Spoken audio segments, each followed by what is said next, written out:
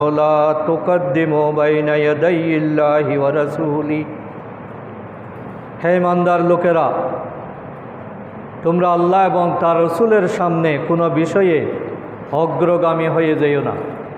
লা তুকদ্দিমু, তোমরা আগ বাড়িয়ে যেও না, তোমরা বাড়াবাড়ি করো না। ইয়াদাইল্লাহি ওয়া রাসূলিহি, আল্লাহর সিদ্ধান্ত, রসুলের সিদ্ধান্ত, এর বাইরে তোমরা এটাকে বাদ দিয়ে তোমরা আগ বাড়িও না। এক্ষেত্রে তোমাদের করণীয় হলো ওয়াত্তাকুল্লাহ, তোমরা আল্লাহকে ভয় করো। আল্লাহকে ভয় করলে আল্লাহর আনুগত্য করা, রসুলের আনুগত্য করা সহজ হয়ে যায়। ইন্নাল্লাহা সামিউন আলিম। এবং তোমাদের এই আনুগত্যটা আন্তরিকভাবে হচ্ছে কিনা আল্লাহ কিন্তু তোমার মনের খবর জানেন। তুমি কি কারণে এটা মেনে নিচ্ছ, দুনিয়াবি কোনো স্বার্থে বা কারো ভয়ে কিনা, সেটা আল্লাহ ভালো জানেন।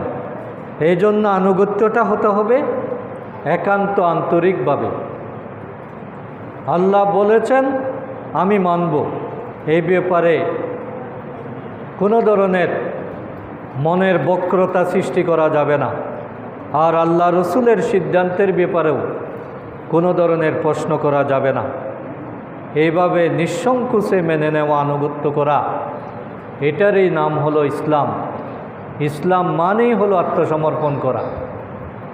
মুসলিম মানে হলো আত্মসমর্পণকারী, যেই কোরআন এবং হাদিসের সমস্ত বিধানকে নিজের জীবনে বাস্তবায়নের সিদ্ধান্ত গ্রহণ করে, সেই হলো সত্যিকার মুসলিম।